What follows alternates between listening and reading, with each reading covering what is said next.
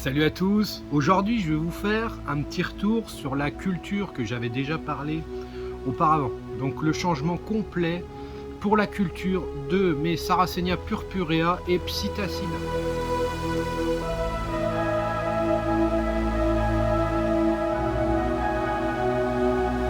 Alors pour commencer, je vais vous citer quelque chose que j'ai vu dans un livre, un vieux livre que je n'arrive pas à remettre la main dessus, je ne sais pas où il est passé, où il y avait des théories sur ces plantes-là qui me paraissent très cohérentes par rapport à comment on va les trouver in situ.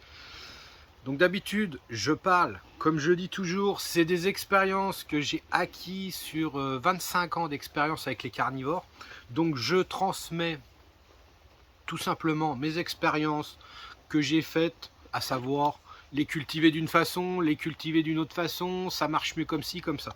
Ce qu'il faut comprendre, c'est que de toute façon, la culture n'a pas... C'est pas parce qu'on vous dit faut faire comme ci qu'il faut le faire comme... Il faut faire comme ça, en fait. Enfin, on vous donne les clés d'une base, c'est à vous de les appliquer après, si vous avez envie de faire d'une façon ou d'une autre. Pareil pour vous, vous pouvez faire vos expériences pour voir ce qui marche le mieux ou pas. Mais la culture des plantes en général, ce n'est pas une science exacte de dire faut faire comme ci, faut faire comme ça, sinon autre chose ne marche pas. Je vais prendre tout simplement l'exemple, par exemple, si on prend des plantes vertes, hein, les plantes vertes qu'on place en appartement. Théoriquement, ce n'est pas du tout les conditions optimum pour les plantes vertes. Les plantes vertes sont des plantes tropicales à la base, donc il faut une certaine humidité de l'air, il faut une certaine humidité du sol, ce qui fait que quand on va cultiver des plantes vertes en appartement, elles n'ont pas la même luminosité parce que la luminosité vient sur le côté, mais ça marche parce qu'elles arrivent à s'y adapter plus ou moins.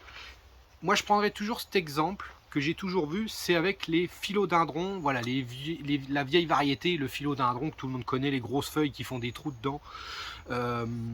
Une plante qui est vraiment, qui a toujours été utilisée en plante verte. Vous prenez un philodendron, vous le mettez dans un appartement, dans le coin d'une pièce, comme ça, en oublié. Vous l'arrosez quand vous y pensez, vous en occupez pas vraiment. Cette plante, en théorie, va mettre des années et des années à faire, admettons, 2 mètres de haut. Vous la mettez en conditions tropicales, humides, dans des serres avec une bonne luminosité. Cette plante va faire la même taille, grosso modo, hein, c'est pas des calculs précis, mais la plante, le philodendron va faire 2 mètres de haut, admettons en 1 an, alors que si vous la mettez en appartement, elle va mettre 15 ans. Voilà la différence qu'on a avec les plantes comme les carnivores, de dire faut les faire comme ci, faut les faire comme ça. Si vous ne les faites pas de façon optimum, et moi j'essaye toujours de me rapprocher un peu de façon in situ, parce que de toute façon si ça pousse là, à cet endroit précis géographique, et que ça pousse comme ça, c'est que c'est comme ça que ça doit pousser. Donc le Sarracenia purpurea, c'est une plante qui vit sur le territoire, on va dire plutôt du Canada, plutôt que les États-Unis avec les autres Sarracenia, et c'est une plante que l'on trouve en général en berge d'étang. Donc saturé au maximum, vous pouvez voir ici l'eau est quasiment à ras des pots en hauteur. C'est une nouvelle serre, donc nouvelle vidéo d'ailleurs, j'en profite dans cette nouvelle serre. C'est une nouvelle serre qui est vraiment dédiée, on va dire quasiment à 100% des Sarracenia, et c'est une serre maintenant qui est maintenue voilà, sous forme de serre, mais qui n'a pas de conditions hors gel comme l'autre avec un système de chauffage. Donc là c'est vraiment des plantes qui prennent les grosses gelées, hein, en plein hiver les plantes sont prises dans la glace. Je ne change absolument pas la méthode d'arrosage, que ce soit en hiver ou en été. Purpurea, c'est le pot complet dans l'eau. Pourquoi avoir choisi cette méthode?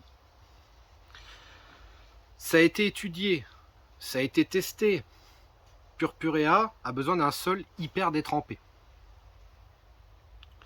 Ça fait un petit peu comme Drosera rodendifolia. Essayez de cultiver rodendifolia complet dans l'eau, mettez-la dans une toute petite soucoupe, vous verrez, rodendifolia ne fera pas long feu avec la petite soucoupe. Purpurea, si vous la cultivez de façon classique, on va dire, enfin moi j'aime pas trop ce terme classique, parce que classique finalement ça veut absolument rien dire.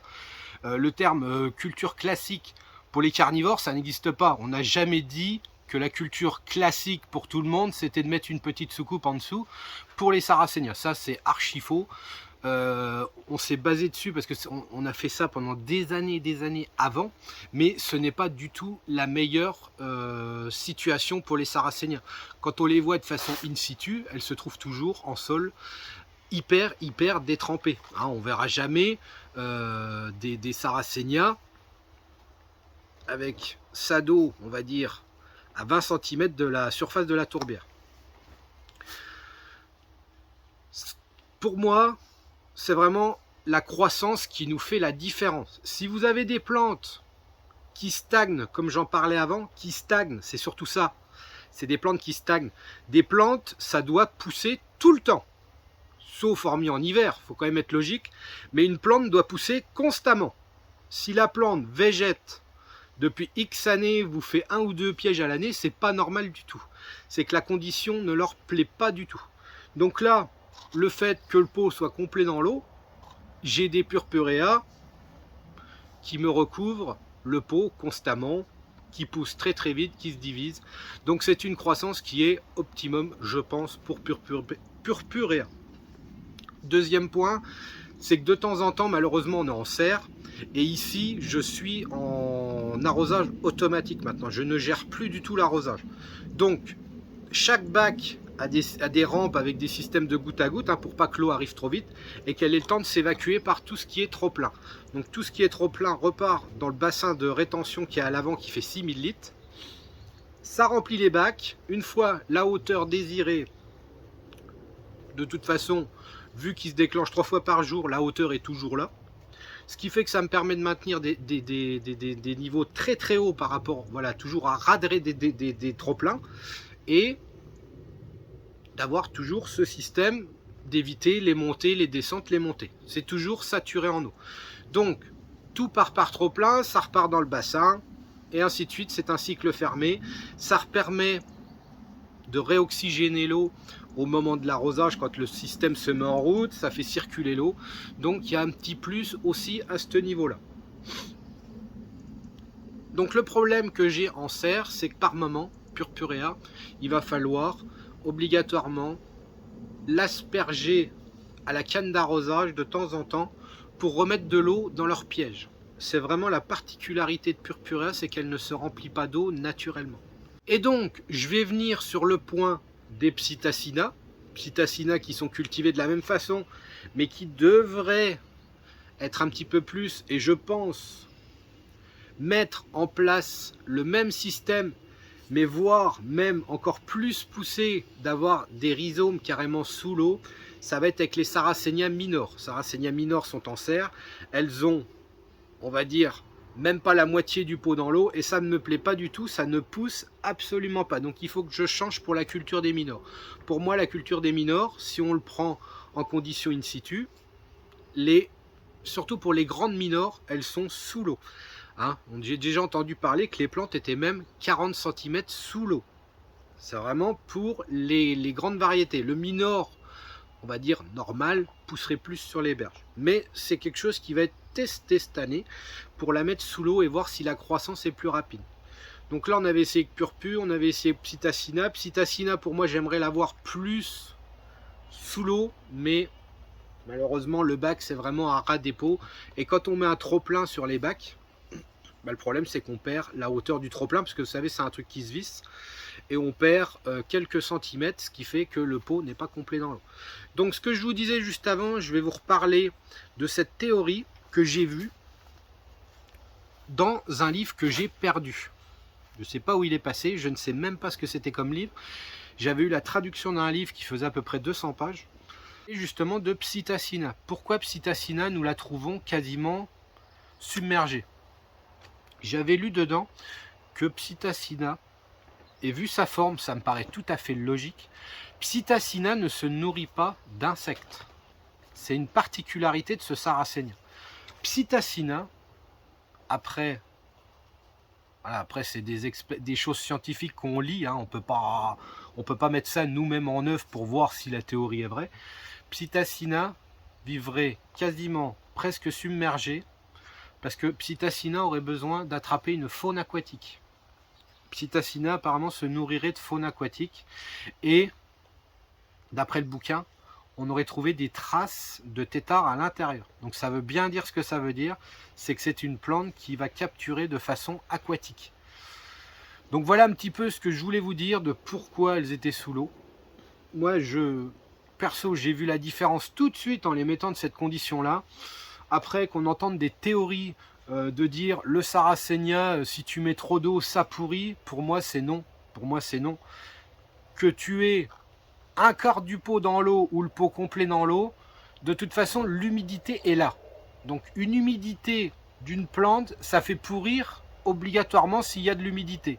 C'est pas parce qu'il y a une différence de hauteur de pot. Ça, c'est, pour moi, c'est archi faux. Pour moi, c'est un problème.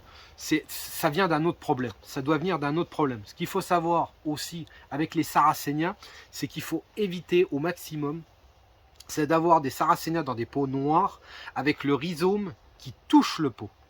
Dès qu'il touche le pot, c'est là qu'on peut avoir des moisissures dues à l'excès de chaleur qui touche le pot et qui brûle les rhizomes. Et là, effectivement, ça tue le rhizome et ça le fait pourrir. Un rhizome qui meurt finit par pourrir. Donc, si le rhizome meurt d'une certaine façon, c'est qu'elle meurt d'une certaine façon d'autre chose. C'est pas l'excès d'humidité. Pour moi, c'est impossible. C'est impossible de dire ça pourrit parce qu'on met trop d'eau. Ça, pour moi, c'est pas possible. C'est pas du tout une théorie qui se tient debout. C'est comme je dis toujours, soit le substrat qu'on utilise, ça peut être possible qu'il y ait quelque chose d'enrichi à l'intérieur, il y a quelque chose qui est remélangé avec, ce qui fait que c'est trop riche et au bout d'un moment ça tue la plante. Le manque d'aération, il peut avoir plein de choses. Franchement, il peut avoir plein de choses. Mais en ce qui concerne l'arrosage, moi en ayant les plantes qui sont complètement dans l'eau quasi toute l'année, jamais vu de différence au niveau de la pourriture des rhizomes. Et je peux vous dire qu'ici on fait attention, hein, parce qu'on en a des centaines et des centaines. On peut pas se permettre de perdre, une tablette parce qu'elle s'est retrouvée trop dans l'eau, ou même toutes les tablettes qu'il y a ici, vu que tout est quasiment saturé en eau. On peut pas se permettre en sortie d'hiver d'arriver et se dire il n'y a plus de Sarracenia, quoi. Si voilà, c'est que ça marche comme ça. Mais encore une fois, c'est ce que je dis. Moi, je vous apporte les clés de moi ce que je remarque. Hein, parce que c'est quand même mon métier, j'y passe, je vais pas dire 24 heures par jour dedans, mais j'y passe un certain nombre d'heures à les regarder, à les cultiver, à les multiplier. C'est mon métier, donc j'y passe tous les jours je suis dedans. Et c'est comme ça qu'à force on remarque les choses. Mais si vous avez des méthodes qui marchent, surtout ne changez pas vos méthodes. C'est pas parce qu'on vous dit de faire ci ou ça qu'il faut tout de suite aller changer la méthode. Après, ce qui peut juste jouer, c'est la croissance de la plante.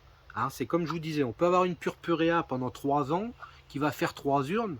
Pour moi, il faut tout de suite voir pour changer la méthode. Mais si votre purpurea tous les ans, hein, c'est des pots de 20 cm, là, des 20 cm de diamètre. Si la plante l'envahit tous les ans, restez comme ça. Mais si, voilà, si ça végète, il faut trouver une autre solution. En ce qui concerne les espèces, ne vous amusez pas, on m'a déjà dit Montana, machin, il faut pas la mettre dans l'eau. Non. Moi, je les mets tous au même endroit, exposés au gel. Ça reste un Sarracenia purpurea, je ne joue pas avec ça. Petite précision aussi, ce qu'il faut savoir, c'est que c'est des plantes avec qui j'avais déjà discuté avec Christian Klein qui m'avait dit ah ouais, j'avais vu cette histoire de les mettre complètes dans l'eau. Moi je le fais pas parce que mes tablettes voilà, sont en aluminium, tout est fait comme ça maintenant. Voilà, ces plantes ça marche comme ça, il laisse comme ça, mais il m'a dit c'est une très bonne méthode, mais c'est juste une histoire que lui, les tablettes sont trop courtes, donc il peut pas mettre des pots. Il peut pas mettre des tout petits pots, donc à part ces purpurea, en allant régulièrement rendre visite à Christian, ces purpurea sont à moitié dans l'eau, il me semble. Donc lui, il est satisfait comme ça. Il me dit que ça pourrait augmenter la croissance, effectivement, mais lui ne peut pas changer les tablettes. Après, j'en ai discuté aussi de nouveau, je sais plus quand j'en ai discuté. C'est des méthodes quand même qui sont utilisées Le fait d'avoir Psittacina et Purpura complet dans l'eau, c'est quand même des méthodes qui sont utilisées par Mike King. Hein. Mike King, maintenant, il a plus sa réputation à faire. Mike King les cultive comme ça. Alors je sais plus trop comment c'est Mathias, je sais plus comment son nom, de chez Green Joe, qui les cultive aussi comme ça. Pour moi, quand nous avons des grandes personnes comme ça, des grands collectionneurs, je pense qu'on peut partir aussi dans leur sens dans leur sens de l'observation et ne pas des fois se baser sur des choses qu'on va trouver sur internet, parce qu'aujourd'hui internet, si on retombe sur des articles qui ont 20 ans et des articles d'aujourd'hui, les choses évoluent avec le temps.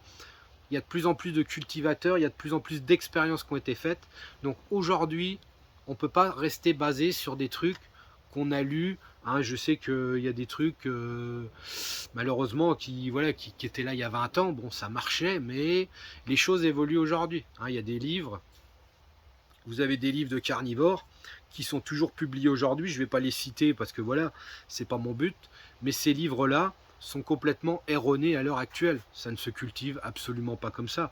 Quand je vois la façon de certains bouquins de dire on cultive les Elianthora de cette façon-là, jamais je recultiverai les Elianthora de cette façon-là. Moi, je l'ai fait il y a 20 ans. Ça maintenait la plante en vie, mais nous n'avions quasiment pas de croissance. Donc c'est exactement pareil pour tout. Il faut faire très attention quand vous dites on lit tout et rien sur Internet. Internet, essayez de rester sur des articles récents. Ne repartez pas sur des articles d'il y a 20 ans. Voilà, c'est la seule différence, c'est la seule conclusion que je vous donnerai à ce moment-là. Sur ce, je vous dis à la prochaine et portez-vous bien.